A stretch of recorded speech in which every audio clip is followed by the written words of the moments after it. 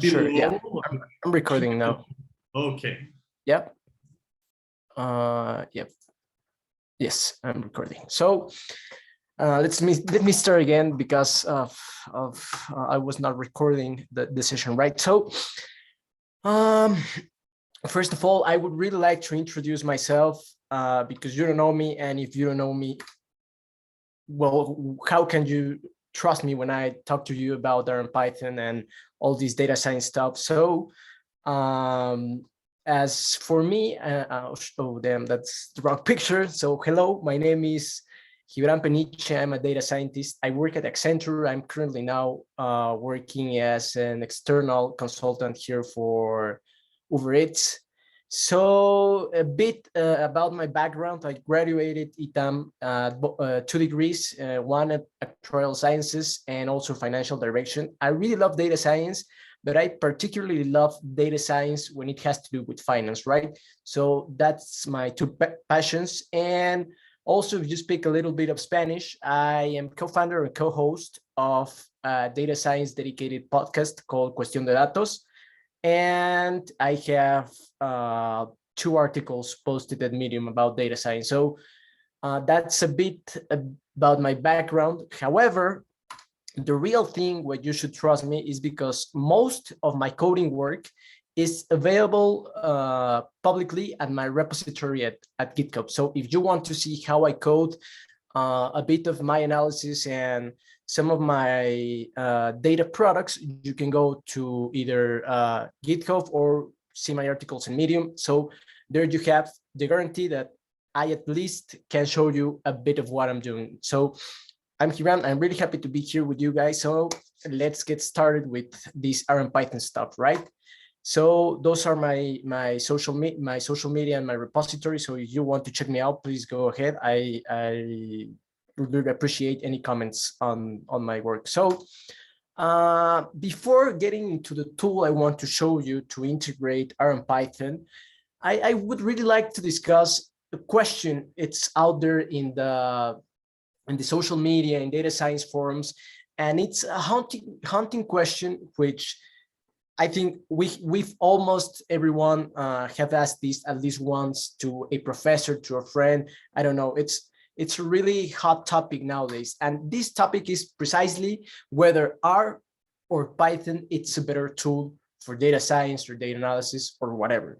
And what I really want to I want to take down the myth about this rivalry between R and Python, because for me, and that's my opinion, and I hope at the end of this workshop I can share that with you, and you can maybe take a little of this opinion, is that you don't have to choose between any one of them. And to make this a little bit clear, so imagine you're a handyman, you're a contractor, right? You go to houses and you do stuff, and you do lots of stuff. I mean, as a contractor in a house, you can do a wide variety of things, right? So imagine you're a contractor and somebody tells to you, okay, you're a contractor, but you can only use one type of screwdriver, right? So if you're a contractor, that doesn't make sense, right? I mean, the screwdriver is a really important tool for a contractor, and I mean, with a little bit of imagination, it can work as a hammer, right? You smash the nails and, well, you have a two-in-one tool. But as a contractor, as a handyman, having just one screwdriver for all your work it doesn't make any sense at all, right? So this is precisely the idea behind whether to choose or whether to say which is better, R or Python. And if we continue this analogy, and as we see the handyman as a data scientist role in whichever enterprise you want, having just one tool doesn't make any sense, right? So this discussion about which is better, R or Python, again, it's my opinion. It's a little bit confusing, because R and Python are just as 2 different tools. One's a screwdriver, one's hammer. There are 2 things which are used for different things, right? So talking about the facts about both languages, we know that Python from the start, the authors of Python conceived Python as a general domain tool What do I mean as a general domain tool? I mean that the flexibility and the syntax of Python was thought in order to Python to be compatible with any piece of software. From the start, Python was conceived as a tool you can do anything you want. However, it is so easy to use, and it has a very light syntax that with the pass of time, the community has migrated Python into a specific domain tool. What do I mean by the specific domain? Python has become very popular to do a very specific type of analysis, meaning, well, this analysis is data science, data analysis, and machine learning, particularly through libraries like pandas, like NumPy, like scikit-learn, TensorFlow, you name it. But Python from the start was not conceived to be a tool for data science. On the other hand, R was born, and this is very clear when you get the full name, the first name and the last name of R, which is the R Project for Statistical Computing. R was conceived from the start to be a specific tool to do data analysis and to do statistical modeling. However, the R community has been growing, and the language has become very popular, and the community has been trying to grow into a general domain tool, particularly through developments of tools like Shiny, which enables you to deploy R models, right? So we got like two reverse stories. One was from the general to the specific, and the other from the specific to the general. So that's the facts. That's how both languages were conceived. However, as the question of which is better, the real answer is they're both good and they're both the best for different things, right? In the case of Python, I mean, nobody can deny that Python is the best when deploying machine learning models at scale and within other pieces of software. I mean, the combination of Keras plus PyTorch plus TensorFlow, it's just a winning combo, right? However, R has a wider infrastructure for data analysis, visualization, and reporting, particularly through the construction of the tidy philosophy and the tidyverse and the tidy models integration with adjacent libraries like data tables and Stan. I mean, I don't think that anybody can argue something against ggplot being the king for visualization, right? And all the libraries built upon ggplot make ggplot the first, well, your first choice for data visualization. And well, that's something that's nobody can discuss that, right? Python is better for one thing, and R is better for other things. So the debate we see in social media about which is better, well, I mean, potato and the other one is a tomato, so we can compare them, right? And having this in mind, I mean, the question is really confusing because as I was giving some workshop like this back in college, I also get that question a lot for first timers in coding. So I think it's very important to understand there are two different tools for two different things. And the real question then is not which is better, but how can we leverage, how can we use the best things of both languages into one same workflow? And that's the real question. How do we put all that together, right? And that's what we're here to talk about. So my answer to you, and I'm not like, well, yeah, I'm a bit like RStudio groupie, but not quite in this occasion, is I love this company. I love how they're working, how they're approaching the data science development.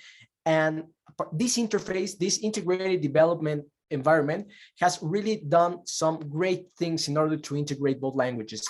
So you may believe it or not, but although all the discussion out there in social media, the industry is walking towards integration. And I'm gonna display for you in a moment 3 quotes from the official blog of RStudio. So the first one is, we should reject the myth that users must choose between R and Python. Like I was telling you, it doesn't make any sense.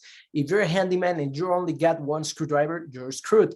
So that's a myth we must reject. And also the second quote I want to show to you here is, we should embrace Python because fully half of our community uses it in addition to R. And I think this is the case also here at Uber or at any data science environment.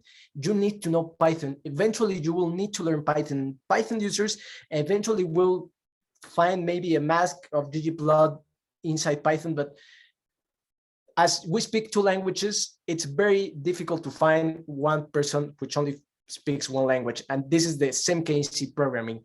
And the third one is embracing Python as well as R means that our products should support it too. So first, we reject the myth, and I want to make it really to emphasize, guys, that this is taken from RStudio.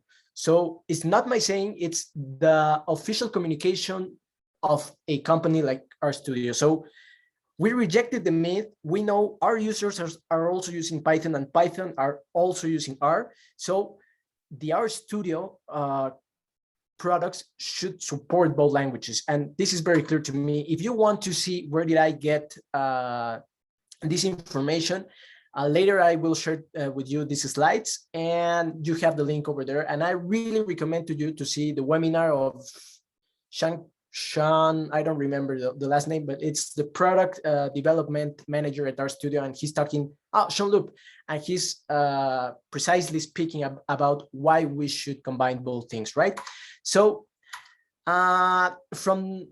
if you, I know, I think we have a majority of our users, I'm guessing, I don't really know, but if you haven't heard the news recently, RStudio from its version 1.4 forward, and a package called Reticulate, which was written by JJ Aller, which is RStudio CEO, has now support for Python scripts, Python in Markdown, Python in Shiny, and a Python interpreter. So it's a really awesome combination that I will show you in a bit. But it's very funny because first, the reticulated Python, it's a type of Python, right? So that's where the name reticulate for the package comes from. And also, reticulate means resembling a network, especially having feints, vibers, crossing a reticulate leaf, whatever. So you see, like the word game they constructed over the reticulate package. So that's the logo of the reticulate package, and we'll be moving forward. So you can check out the Reticulate official website, which has all the documentation and all, well, some examples we're going to work in a bit in the live coding. So I want to take a break before continuing to talk about the RStudio interface and the Reticulate package. And if I've got here some Python users, I really want to apologize from the beginning, because I'm going to talk about Jupyter Notebooks, like a very brief parenthesis in this talk. So 3 reasons you don't want to use Jupyter Notebooks in general. I mean, not only for Python, but for any language. And these 3 comments I'm going to give out here are based on a talk of Joel Gross, which is a very respected Pythonista, which is I don't like Jupyter Notebooks, and Jenny Bryan's article, Project-Oriented Workflow. I really recommend you guys these 2 sources. They're fantastic in order to improve your data science skills. So first of all, Jupyter Notebooks are painfully difficult to set up. I don't really like them. And they're the worst when introducing version control, particularly Git or SVN. It's a mess. They're built upon JSON and they're a mess. So, and finally, Jupyter Notebooks are not built upon the idea of reproducibility and self-contained projects, which is something Jenny Bryan talked about in her article. So this is the end of the break. Let's move on. And what's Reticulate? Reticulate, as I mentioned to you, it's an R package developed by JJ Aller. And well, that's a reticulated Python. And the Reticulate package basically is a comprehensive interface within RStudio to Python, right? So you can call Python from R, and it provides an ensemble of translation between objects between R and Python. You also get the flexible binding for different version of Python. I mean, I really like this. You can choose which version of Python you want to use depending on your needs, and it's very easy to set this up, right? So what can we do with Python in R. It's exactly the same. You can use Python in R Markdown. I really hope you guys have used R Markdown. I love it to produce reports, importing Python modules, sourcing Python scripts, and we get our own Python REPL inside our console, right? So just one more thing before we get into the live coding, I want to show you the equivalences between R objects to Python objects. So the single element vector is going to be a scalar in Python. The multi-element vector is going to be a list. A list of multiple types is going to be a tuple in Python.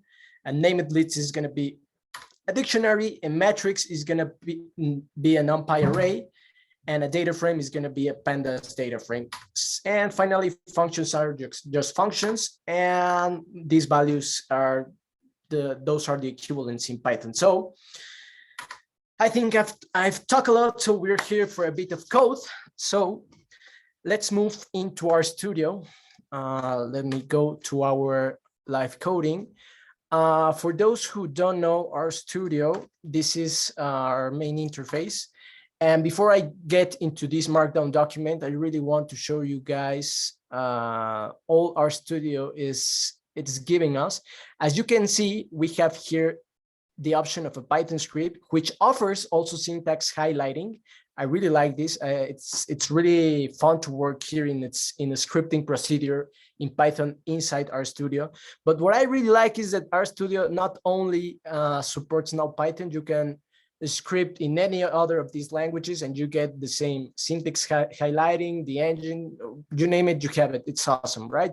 So we're going to work here in an R Markdown. I'm not gonna do very complicated stuff. I'm just gonna do a bit of data importing, a very, very, very simple data cleaning. And I'm going to show you principally what I want you to learn. I want you to show you how using objects in Python and then translate it into R, then back and forth is just as scripting in the language you prefer, right? So it's not about having lots of complications and having to do lots of setup to put this all together.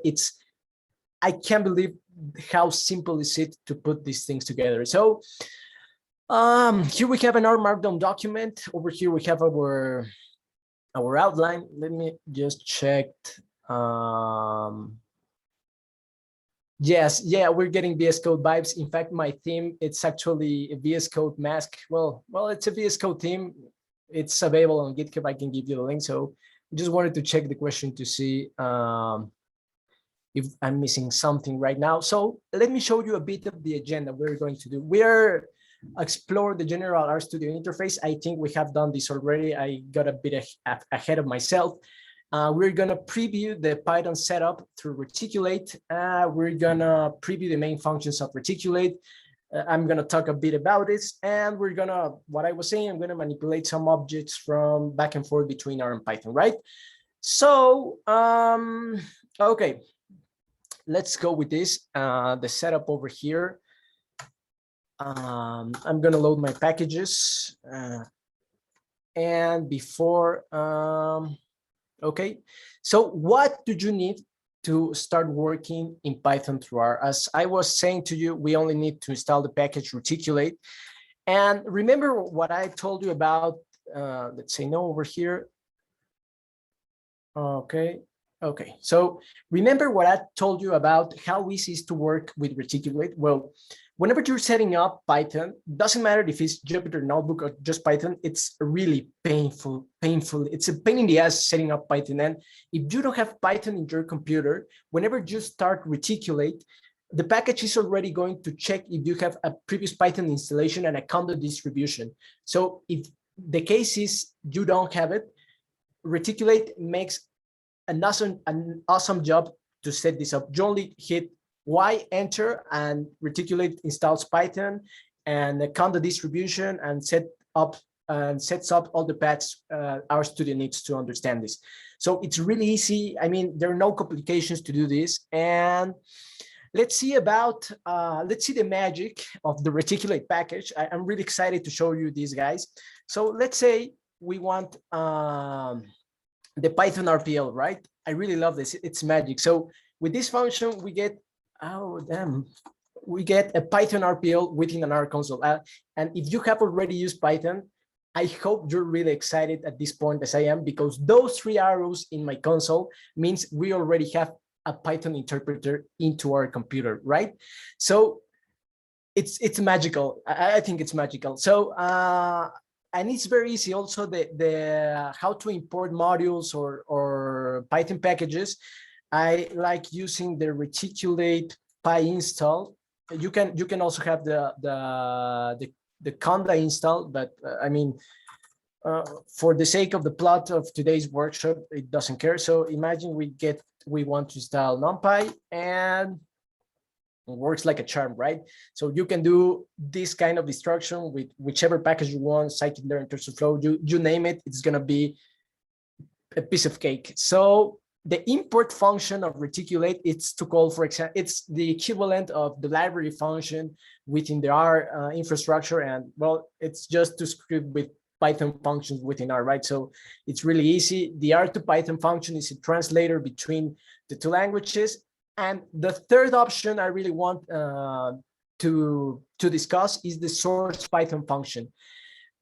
This source Python function is, well, I really like it because it's like the source function in R, but whenever you use the source Python function, you get into your R environment everything you want, the functions, the data frames, the arrays, all the modules imported. I mean, this is just marvelous, right? So just a little bit more mention about the RStudio features. You can support Python. We got Python syntax highlighting and code completion and code chunk language specification, which we're gonna see in a while, right? So I'm working here in a R Markdown document, as I told you, and in the end, we'll be rendering this in order to get the beautiful HTML.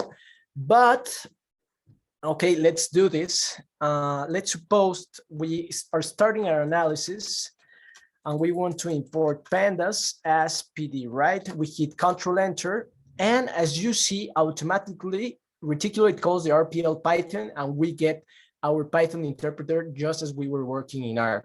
So the first thing I want to show you of how these 2 things works is that we reticulate, what it does behind the scenes is that it creates 2 environments. One of R, which at the moment it's empty because I haven't done anything in R, and one in Python, which has imported the PD module, right, which is for pandas. So I'm gonna hide this, and let's say we want to import some data. We're gonna be working with the sharks data, which is a data set that contains shark attacks in a lot of countries from, I think, the 1940s. And I'm gonna just be doing some back and forth stuff here just to show you how easy it is.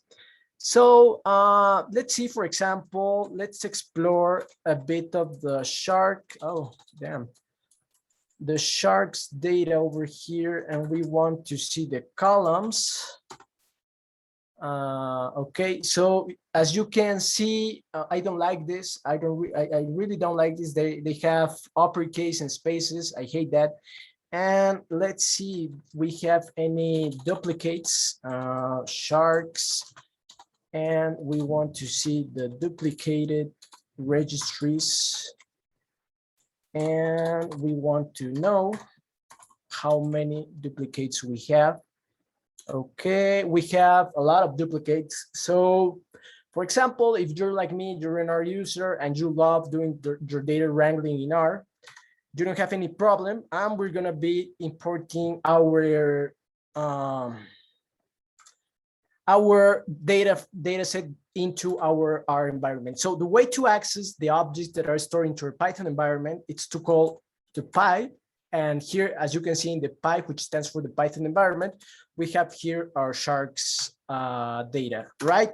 So I'm gonna do a bit of cleaning, which is gonna be PySharks, and I'm gonna pipe over here. We're gonna clean the names. Oh, damn. Clean names. And I also want to get the unique registries. And I also want to drop any NA we get over here. So check this out, guys. I'm getting this. I'm calling into R this. In fact, let me call this. I really like this. So if I call over here, see how automatically we have a print function from R. I mean, this arrow tells me that I'm into the R console, and I'm calling this data frame, a pandas data frame in our Python environment back to R. And I'm reassigning, I'm manipulating it through my pipeline of cleaning data, and then I'm storing it back to Python. So check this out. In fact, I'm not storing anything in our R environment. So let's see, we run that, we go to our environment, and as I told you, our environment is empty, except for the Py environment, right? So, however, if we go back to Python and we call I have already called this, we get the RPL Python, we call this, and I do again the sharks columns thingy, I get these new columns, which I clean using a function in R. And see, let's see about the duplicated registries. Oh, let me just, awesome, I get this. So works like a charm. We have already eliminated the duplicates and dropped the NAs. So if you want to see about, if you want to have a beautiful print data frame, you need to download the paint package from Miles McBain. It's really beautiful. I really like it. And let me see the questions over here. Okay, which Python version does it run on? You can choose. I think I'm running Python 3 right now. And well, let's move on. Okay, so for example, I think we have a lot of columns. Not every column is it's useful for what we were trying to do here. So I get sharks. We get the sharks here. Sorry for if we have Python users over here, I'm really sorry. I'm going to use tidyverse-like syntax. I'm a tidyverse groupie. So let's say we want to filter some columns and that we want just the case number. Yep, the case number. We want the we want the country. And we want the activity they were performing. Damn. Let me just wrap this up. And that we want if it was a fatal injury or not, right? So we get fatal, yes or no. And like so. So let me see if I coded this correctly. And yep, country, activity, right. Fatal, yes or no. It's awesome, right? So let's say we also want to filter. Yeah, I want to filter. Yeah. Okay. Yeah, I want to filter. I'm going to reduce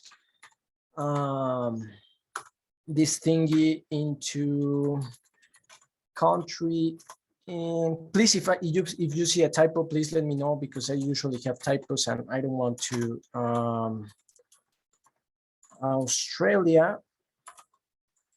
Let me see if I did this correctly. Let me wrap this up. So we hit Control Enter. Name mirror. Oh, okay. That's right. Okay, and I also want to get only the surfers, guys. So we get activity equals surfing. Oh, damn, boy. It's gonna be surfing, and this activity is gonna fail because it's uppercase, right? So let's check this out. So I messed something up here. Country surfing. What? Let me do this again.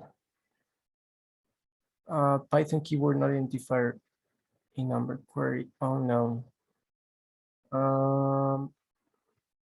Wait a minute, guys.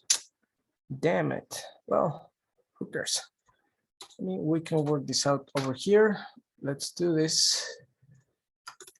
And okay, so imagine I already reduced my data and I want to want to check this data on R, right? So I'm gonna going back to R. I'm gonna get my Python environment working. I'm gonna call sharks, and I'm gonna call the glimpse function from the tidyverse. And well, oh damn, I didn't run all these together. Let me go back. Yeah, awesome. So I already reduced the data frame, and as you can see, and it's very funny because these are stored as list. I don't know why this happened. I don't. It's not really important, but what I really care is that this one is coded as a string, right? So we want this to be a Boolean, and we can do that like a charm here. We get the sharks, we get here something like this, and we use the assign, and we want we're gonna overwrite fatal yn. It's gonna be equal to a lambda. As you can see, we have code auto completion, and it's gonna x its attribute fatal yn, and we get equals to y. Okay, y. So let's see if I did this correctly. We just want to run this, and yep, I did this correctly. So I can go back here in R, and I can check my glimpse function, but I can also use another exploratory function, which I really like. I really recommend it to you, which is the scheme function. And let's see, we also have that list problem. So we're gonna get the mutate all on list and a pipe. And sure, okay, we got all this. Fatal and y, okay, works like a charm. I really like this. So let me just to store this in another object. We're gonna overwrite this and Control Enter. We go back to the console. Oh shit.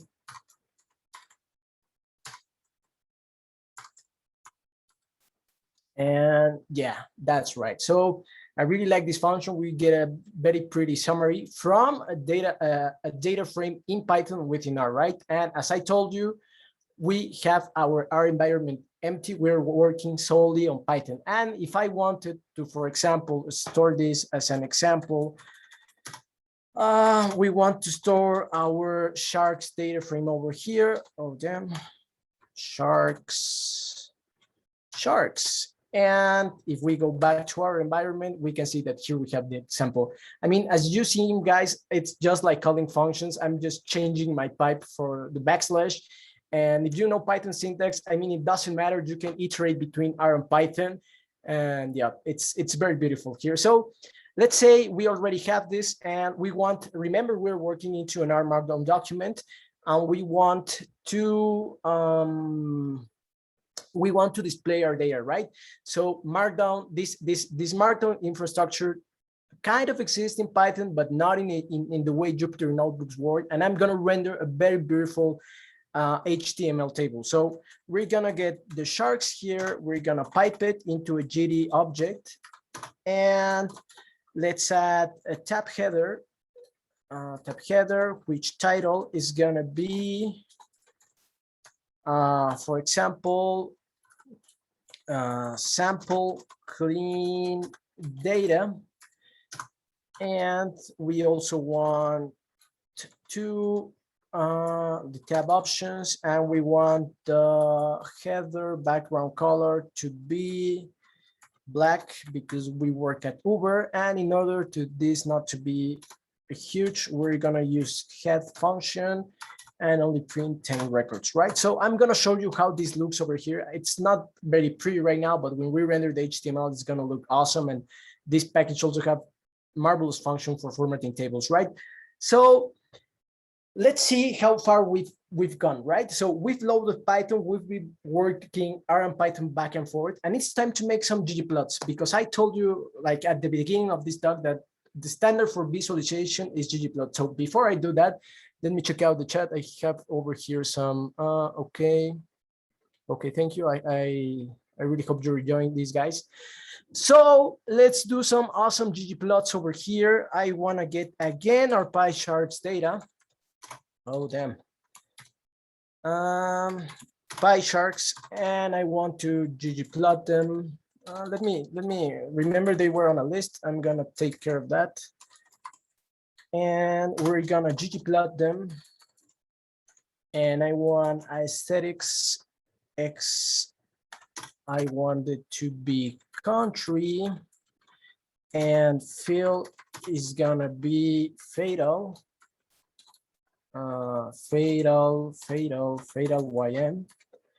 And I want a bar chart, so we're gonna get the G on bar. And I want a percentage, so the position is gonna be fill. And let's see how this looks.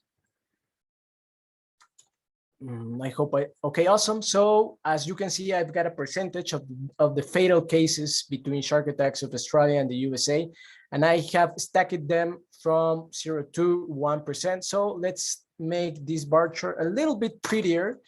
I want to get some percentage scales, scale Y continuous. Oh, sorry, scale Y continuous. And we want the labels to be percentage labels.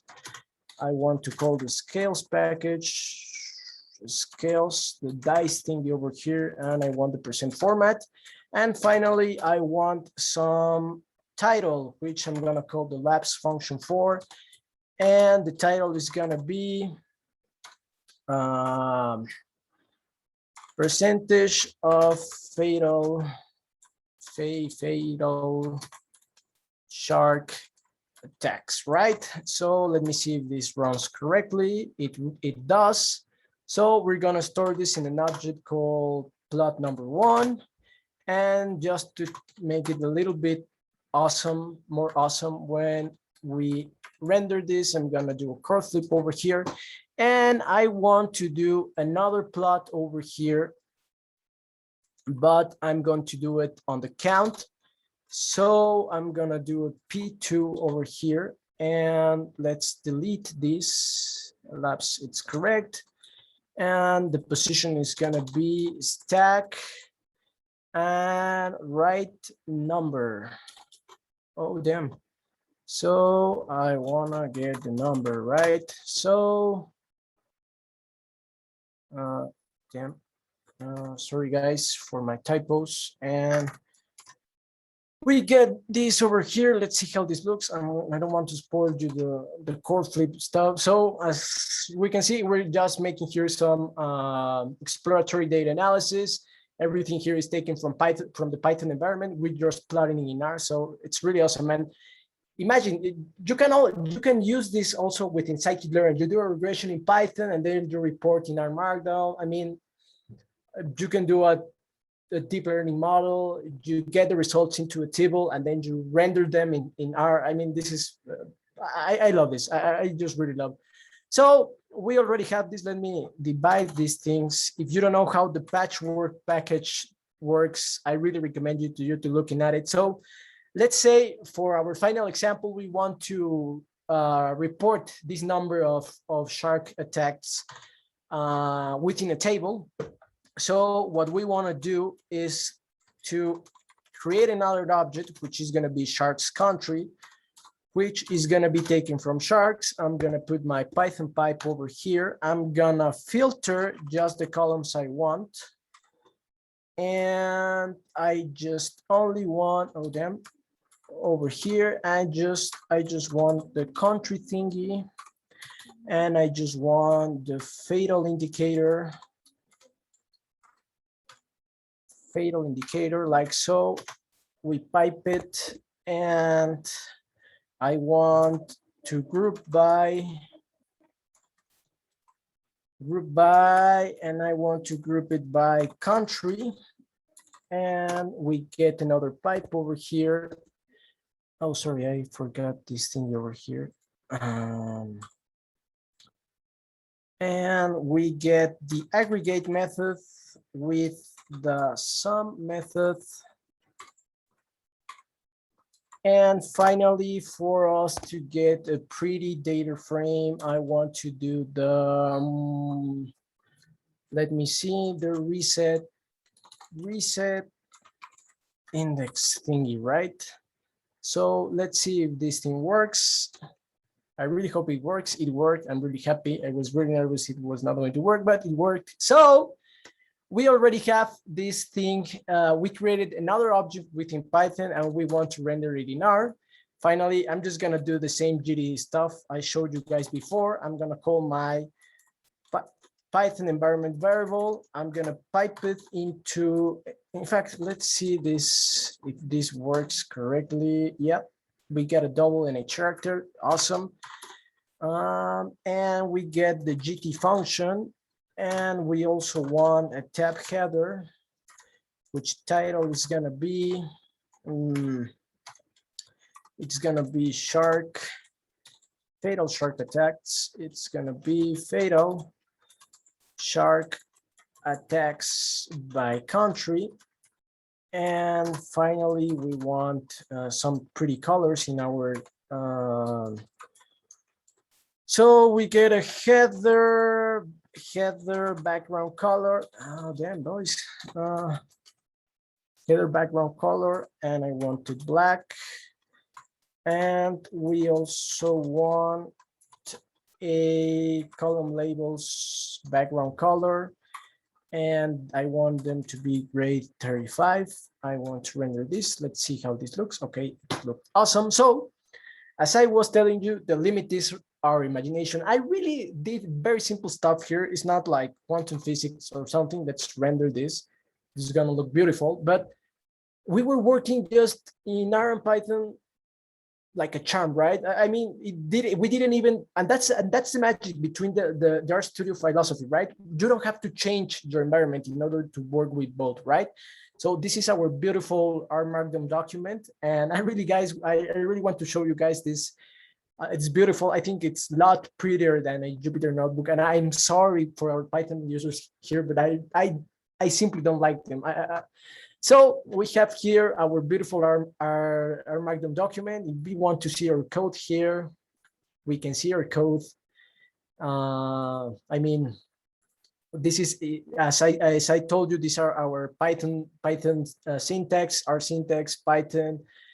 And well, here we have our beautiful table. We could change this a bit, like it was not on in the scope of our workshop today, but this could be a lot prettier.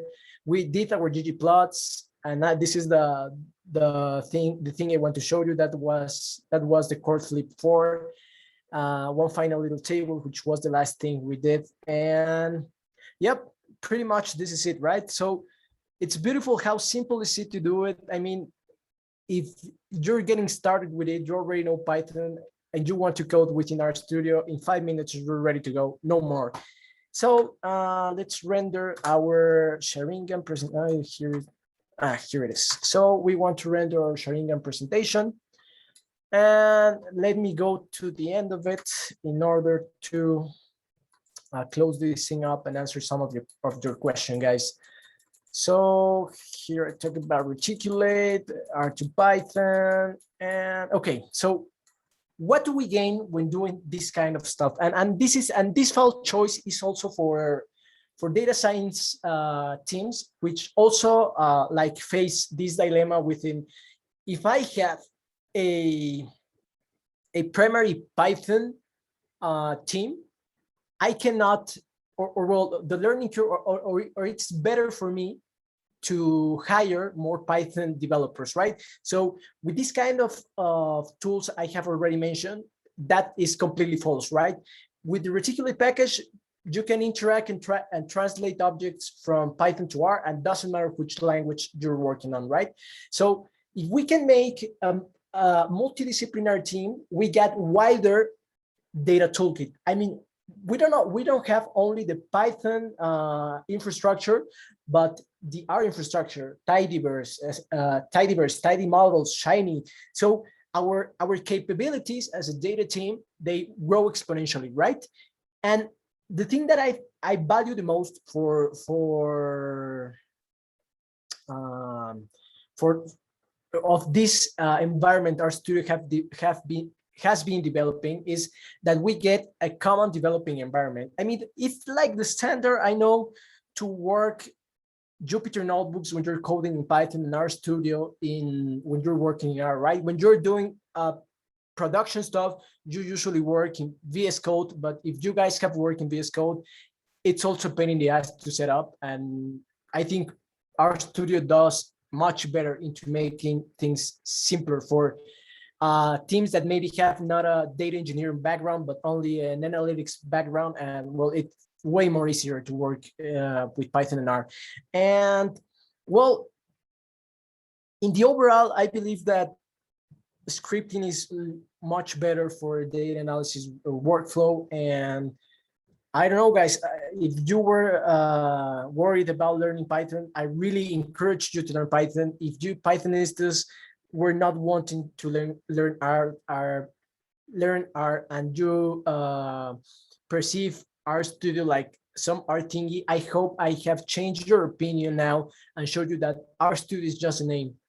And this company is working towards integration. You should work towards integration, and you should be keen on getting the best of both worlds, right? So my final message is that it's not a versus thingy. They are best friends. RStudio goes in the middle between R and Python and brings them together, which is something VS Code was trying to do, but it was not that easy. And well, that guys, for me, that's all. I really want to try to answer your questions. I really encourage you to open your mic and tell me out. And all this material is going to be available to you. I'm going to send it to Wheather and both the slides and the our Markdown document, so you can practice and you can have it as a cheat sheet. And well, that's it for me. Thank you very much, guys. So that was really great, Jorge. Thank you very much. You're welcome. You're welcome. So let me see the chat over here. This example is perfect. This is awesome. Okay. What about VS Code? Well, I think I addressed a little bit. VS Code is a very flexible tool. However, in my experience, it's a little bit difficult to set up. It has a very not VS Code, I meant VCS as in version control. Version control. When talking about Jupyter notebooks? No, GitHub. Like, how do you maintain? Can you maintain the code like that? Do you need to compile the scripts, or how can you work with versioning through development or production phase? That's an awesome question. I love that question. I really thank you for bringing that up. And this is other things what I love for RStudio, right? I think I don't have I don't have Git installed into this computer.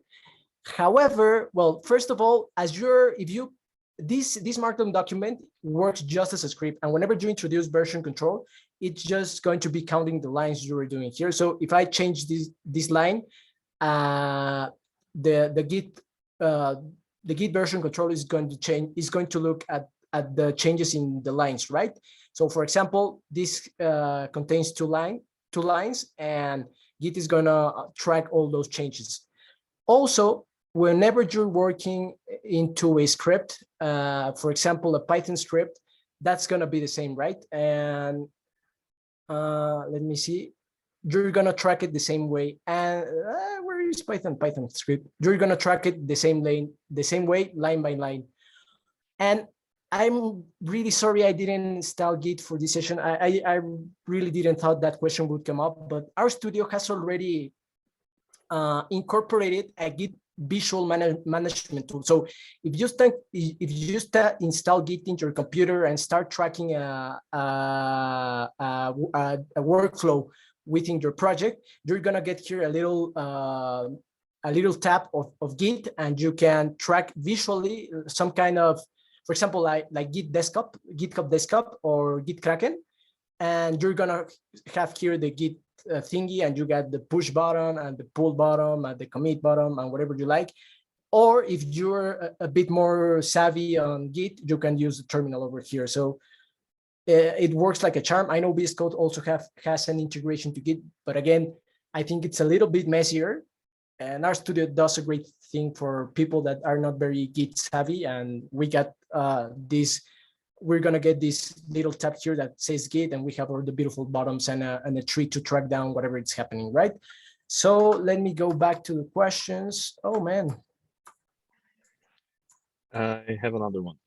If we try to use more complex coding on the Python side, like trying to use multiprocessing or parallelism, something that involves serialization, other types of operations within the framework, would it work as well? Or is it just for like more straightforward libraries?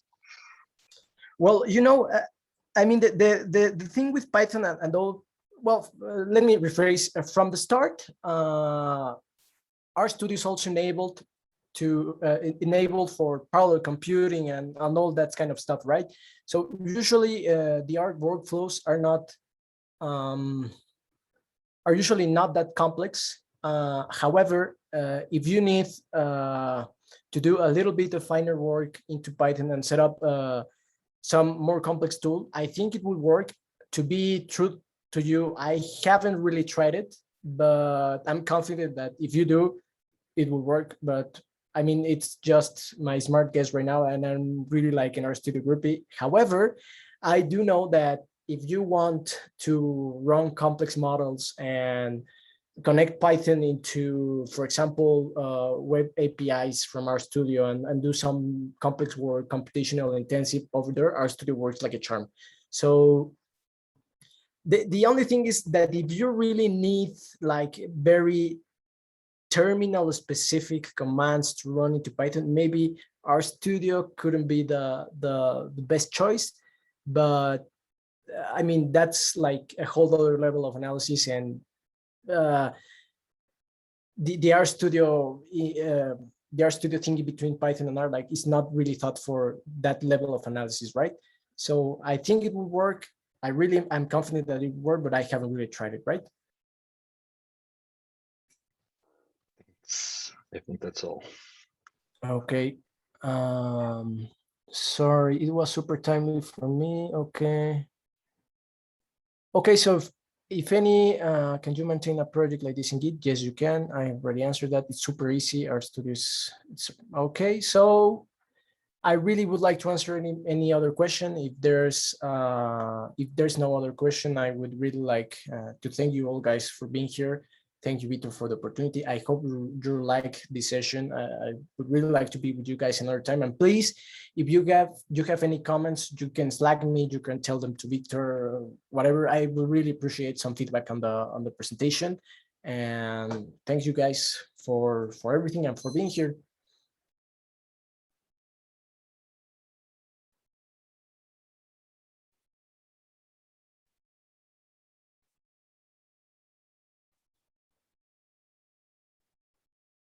Okay, I think we've already finished this, so I'm gonna stop the recording.